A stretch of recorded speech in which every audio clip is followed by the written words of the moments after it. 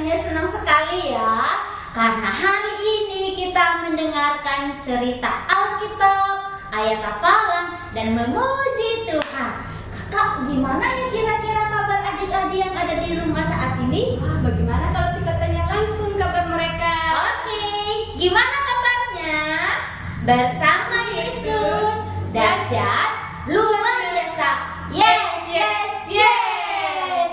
Wah, apakah kamu sudah siap mendengarkan firman Tuhan hari ini? Kalau begitu, kita akan mulai dengan doa. Lipat tangan, tutup matanya, dan tundukkan kepala.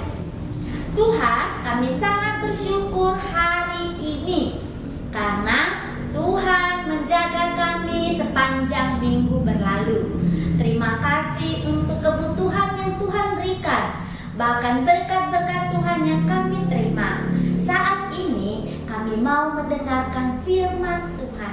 Tuhan, tolong kami supaya kami dapat melakukan firman-Mu. Hanya di dalam nama Tuhan Yesus kami berdoa. Amin.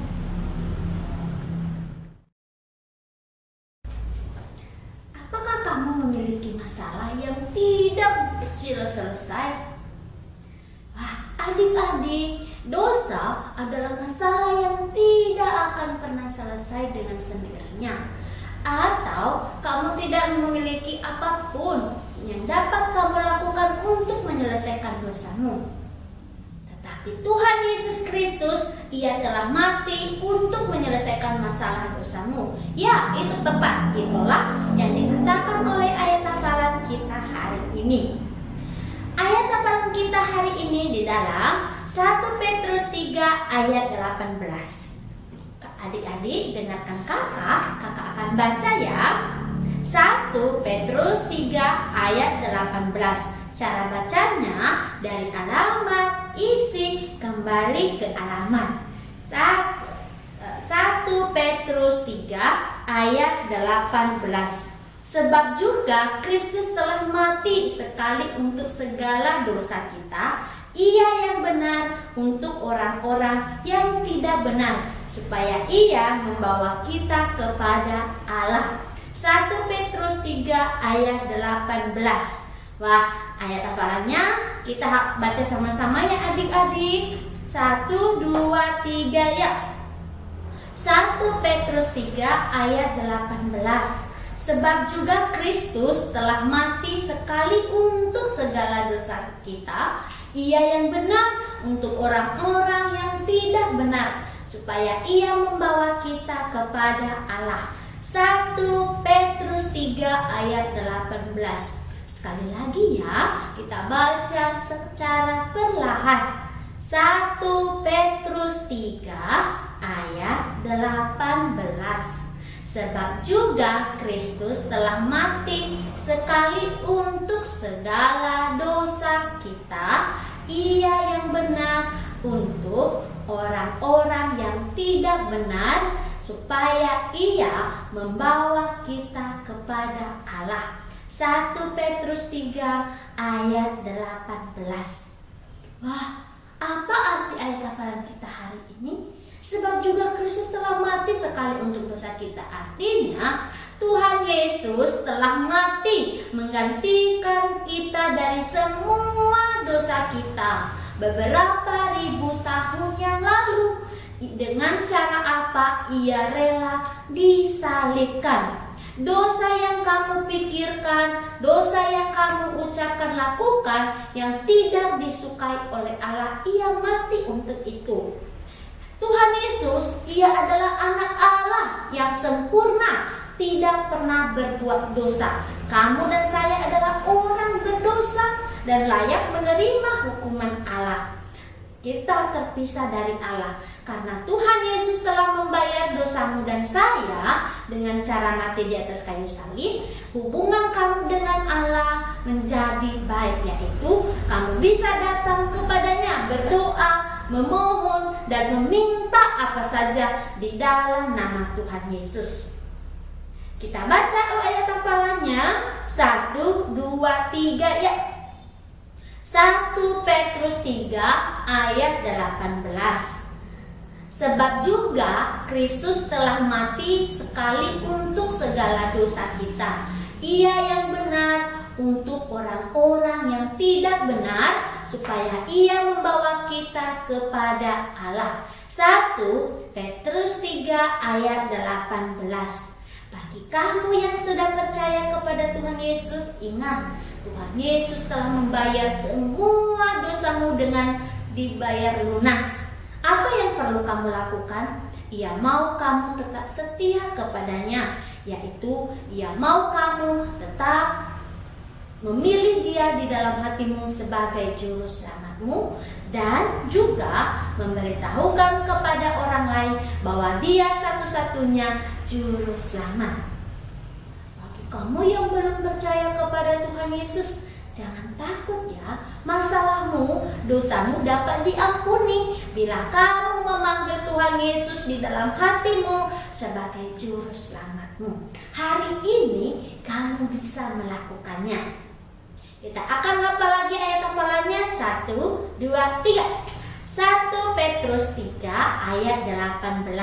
Sebab juga Kristus telah mati sekali untuk dosa kita.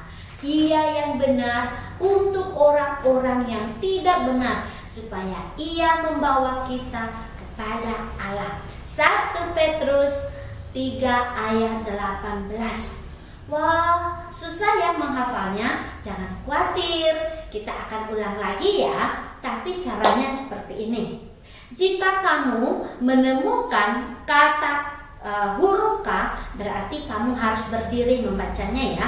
Setiap ada huruf K di dalam kalimatnya, kamu harus berdiri. Oke, 1, 2, 3. 1 Petrus 3 ayat 18.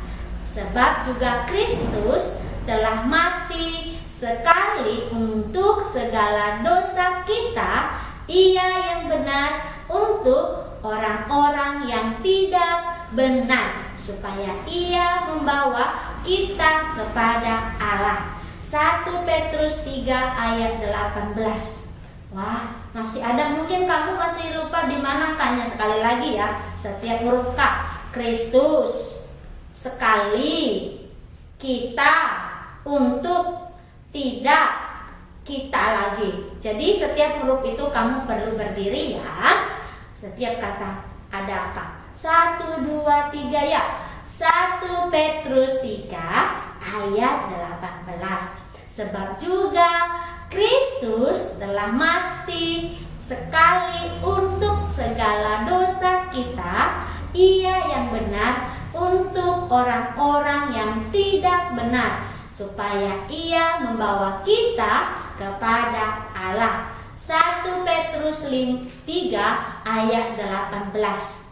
Oke, kita ganti kata ya. Setiap kamu menemukan huruf T, kamu harus pegang kepalamu sambil pijit ya. Oke, 1.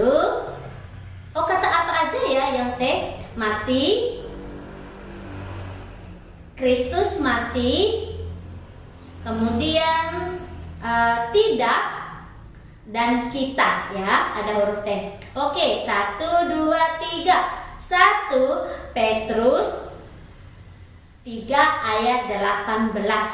Sebab juga Kristus telah mati sekali untuk segala dosa kita, ia yang benar untuk orang-orang yang tidak benar, supaya ia membawa kita kepada Allah. 1 Petrus 3 ayat 18. Oke, sekali lagi ya. 1, 2, 3 ya. Sebab juga Kristus telah mati sekali untuk segala dosa kita, ia yang benar untuk orang-orang yang tidak benar, supaya ia membawa kita kepada Allah. 1 Petrus 3 ayat 18. Oke adik-adik, ayat hafalannya dihafal ya. Karena apa? Akan menolongmu.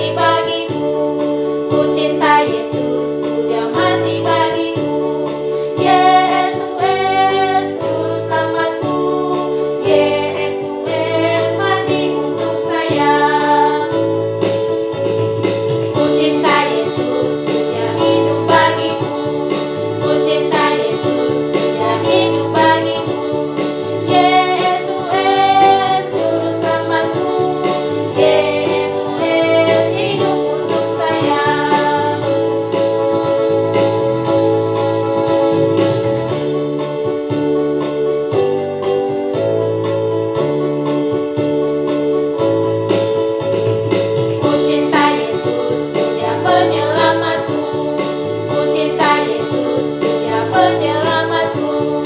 Yesus juru selamatku. Yesus menyelamatkanku. Ku cinta Yesus, Ku yang mati bagiku. Ku cinta Yesus, Ku yang mati bagiku. Yesus juru selamatku. Yesus mati untuk saya. Ku cinta Yesus, Ku yang hidup bagiku. Ku cinta Yesus, Ku yang hidup bagiku. Yesus juru selamatku. Yesus hidup untuk saya.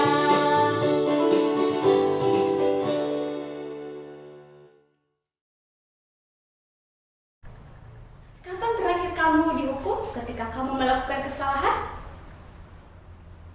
Mungkin kamu terakhir kali dihukum ketika kamu berbohong, telat masuk kelas, atau ketika kamu melawan. Pas kamu dihukum, adakah seseorang yang menggantikan kamu untuk dihukum? Tentu tidak ada. Tetapi Allah telah melakukannya bagi kamu, yaitu melalui Yesus Kristus. Dia rela dihukum karena kesalahan kamu dan saya. Hari sudah malam, Yesus dan bersama murid-muridnya masih berada di taman. Keheningan dipecahkan ketika para serdadu datang untuk menangkap Tuhan Yesus. Wah, para serdadu itu bersama siapa? Yudas yang akan mengkhianati Tuhan Yesus. Wah, adik-adik, ketika para serdadu itu datang, murid-murid yang lain ada yang pergi. Mereka meninggalkan Tuhan Yesus karena mereka takut untuk ditangkap. Tetapi adik-adik, ada satu teman atau seorang murid yang mengikutinya. Masih ingat siapa? Wah, betul sekali, yaitu Petrus. Tetapi adik-adik, dia mengikut Yesus dari kejauhan. Wah, pada saat itu Yesus dibawa ke rumah para imam. Dan di sana sudah ada para pemimpin agama berkumpul. Wah, mereka ini adik-adik, mereka membenci Yesus. Mereka ingin kematian Yesus. Wah, ketika mereka menangkap Yesus dan mereka tidak menemukan kesalahan apa-apa. Wah, ketika mereka tidak menemukan kesalahan, apa yang mereka lakukan? Yaitu membawa 2 orang saksi dusta. Wah, saksi dusta ini adik-adik artinya mereka berbicara tentang Yesus hal yang tidak benar. Wah, pada saat itu adik-adik, mereka menuduh Yesus dengan licik. Mereka berkata hal yang tidak benar. Yesus tidak melakukan kesalahan. Dia tidak berdosa. Wah, adik-adik, kamu dan saya tidak sama seperti Yesus. Yesus adalah seorang yang sempurna. Dia adalah kudus dan tidak melakukan kesalahan. Kita dilahirkan dari dosa. Dosa adalah melakukan keinginan yang tidak menyenangkan hati Allah. Wah, dalam Pengkhotbah pasal 7 ayat 20 mengatakan, sesungguhnya di bumi tidak ada orang yang saleh, yang berbuat baik dan tidak pernah berbuat dosa. Jadi adik-adik, kamu dan saya adalah orang berdosa. Kita dilahirkan dari dosa. Dan akibat dosa adik-adik tahu? Yaitu terpisah dengan Allah dan kita berada di tempat yang mengerikan. Wah, tetapi Allah memiliki rencana yang indah bagi kamu, sehingga Dia memberikan Yesus Kristus untuk kamu. Melalui penderitaan Yesus, kamu memperoleh kemenangan. Wah, adik-adik, Yesus tidak melakukan kesalahan dan para pemimpin agama menuduhnya dengan licik. Yesus dengan tenang, Dia tidak berkata apa-apa. Ketika Tuhan Yesus tenang, para pemimpin agama makin marah dan Dia berkata, "Aku memerintahkan kamu dalam nama Allah yang hidup. Apakah engkau Kristus anak Daud?" mereka membentak Tuhan Yesus. Apa yang Yesus katakan? Apapun yang aku katakan pasti kamu tidak percaya. Tetapi hari ini lihatlah Anak Manusia akan datang dalam kuasanya. Wah, ketika mereka mendengar hal itu, apa yang mereka katakan? Mereka semakin marah. Mereka berkata lagi, kamu kan anak Allah, engkau kan anak Allah. Wah, ketika mereka bertanya demikian, Yesus menjawab, kamu sendiri telah mengatakannya. Wah, ketika mereka mendengar hal itu, bukan mereka semakin senang, tetapi mereka semakin marah. Mereka berkata, tidak perlu lagi saksi, kita harus hukum dia, karena dia telah menghina Allah dan menentang hukum-hukum orang Yahudi. Wah, pada saat itu mereka menampar Yesus, bahkan meludahi Yesus, menampar, memukul Tuhan Yesus dengan kejam. Mengapa Tuhan mengizinkan hal itu terjadi kepada Yesus? Karena Dia mengasihi kamu. Dia mengasihi kamu lebih dari apa yang kamu pikirkan. Yesus adalah anak Allah. Allah adalah pencipta. Dia yang menciptakan langit dan bumi, dan juga yang menciptakan kamu. Wah, adik-adik, Tuhan Yesus Allah mau kamu bersama-sama dengan Dia suatu hari nanti. Tetapi karena ada dosa, makanya Allah memberikan jalan bagimu melalui Yesus Kristus agar dosamu dihapuskan. Wah, itulah sebabnya mengapa Yesus mengizinkan dia diludahi dan diejek. Wah, di luar rumah halaman ada yang mengikutinya tadi siapa? Masih ingat? Ada Petrus, dan ketika dia berada di depan halaman rumah, ada para pelayan lewat. Wah, para pelayan lewat. Ketika para pelayan ini lewat, mereka melihat Petrus, dan mereka bertanya, kamu kan salah satu dari Yesus itu yang kamu ikuti setiap hari? Wah, pada saat itu ketika Petrus mendengar hal itu, apa Petrus berkata iya? Tentu tidak. Dia malah berkata, aku tidak mengerti apa yang kamu katakan. Wah, pada saat itu Petrus dengan marah menjawab pertanyaan para pelayan. Mungkin Petrus dengan takut, dia pindah lagi mencari tempat persembunyian. Wah, tidak lama kemudian ada pelayan lagi bertanya kepadanya, kamu kan salah satu dari Yesus itu? Wah, pada saat itu Petrus berkata, aku tidak mengenal dia. Wah, ketika Petrus menjawab itu, dia mungkin pindah lagi adik-adik mencari tempat persembunyian. Wah, ketika terakhir kalinya ada pelayan bertanya lagi, kamu kan murid dari Tuhan Yesus itu? Adik-adik, apa yang dikatakan Petrus?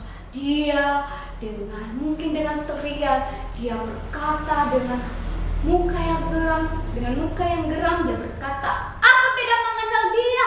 Petrus mulai bersumpah, dia tidak mengenal Tuhan Yesus. Wah, adik-adik, pada saat Petrus berkata demikian, apa yang terjadi?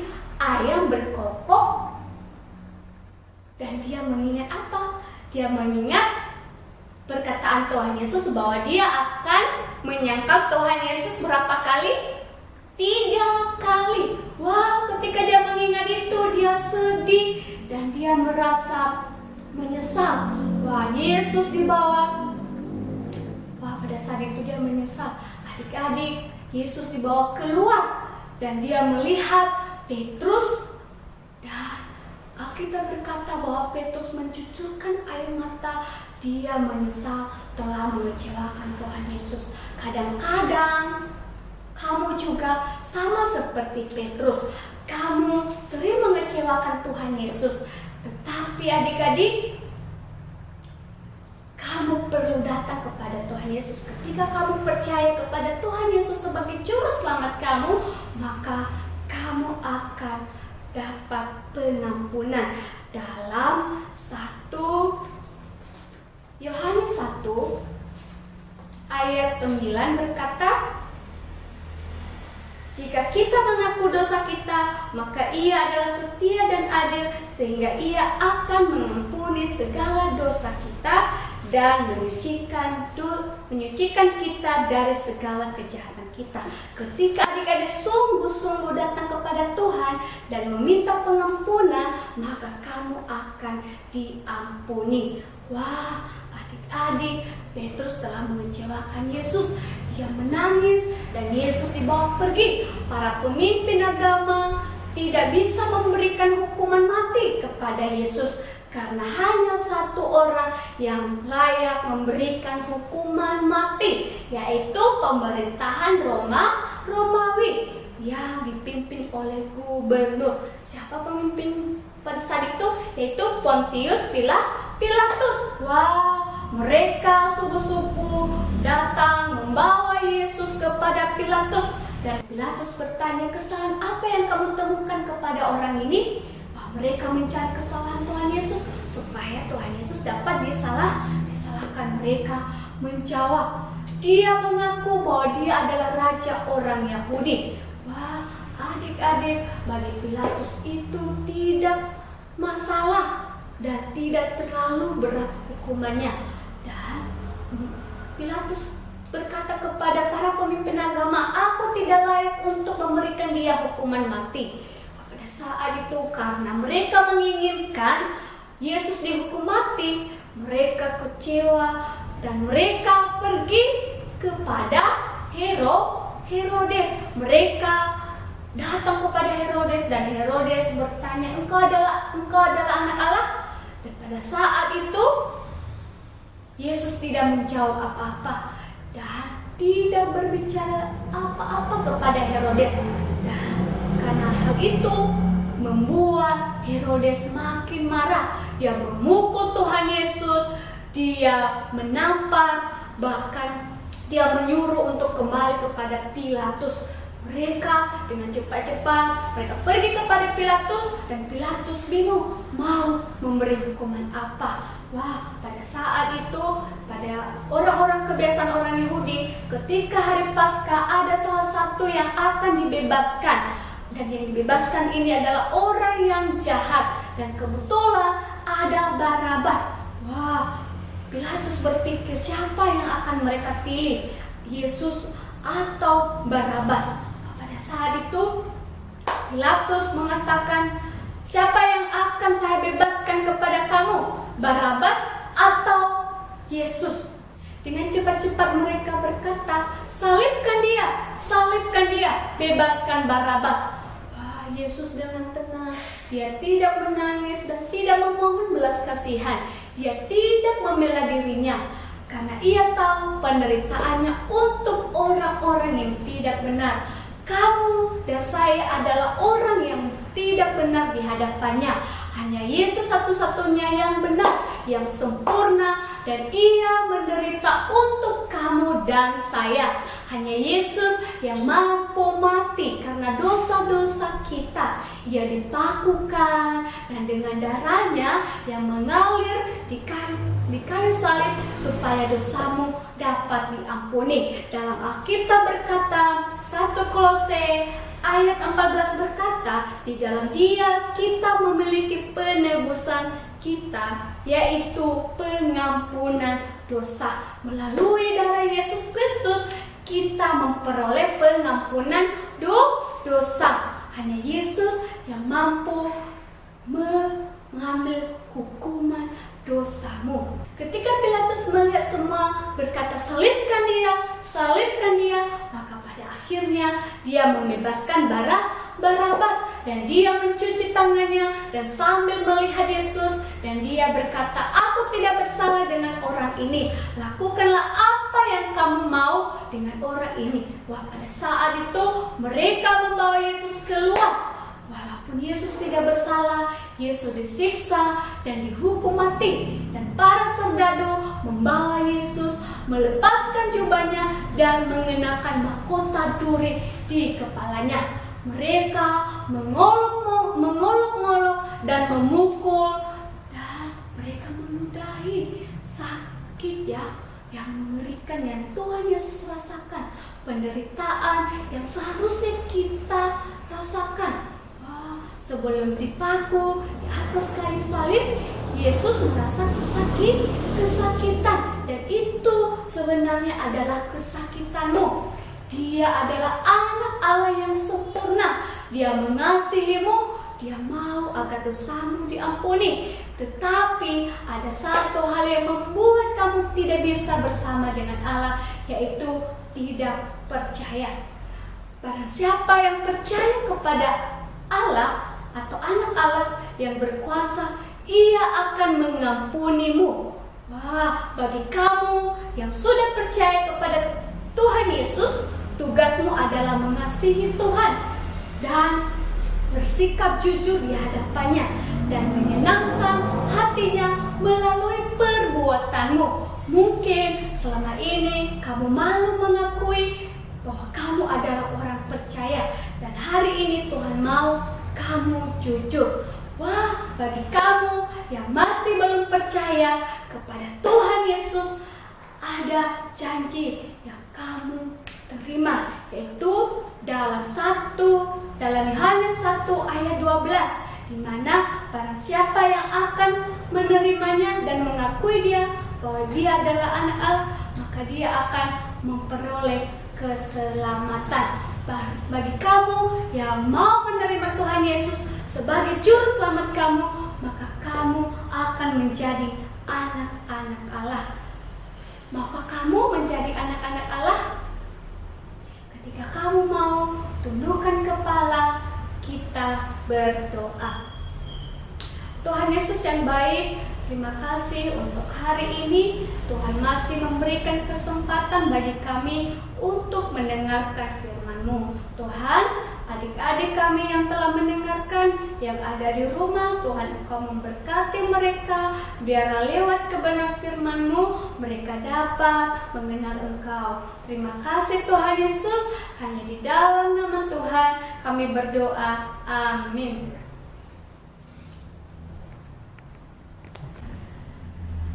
Terima kasih telah mendengarkan cerita firman Tuhan hari ini. Jangan lupa untuk selalu berdoa dan memuji Tuhan, dan jangan lupa lagi untuk menjaga kesehatan. Tuhan Yesus memberkati.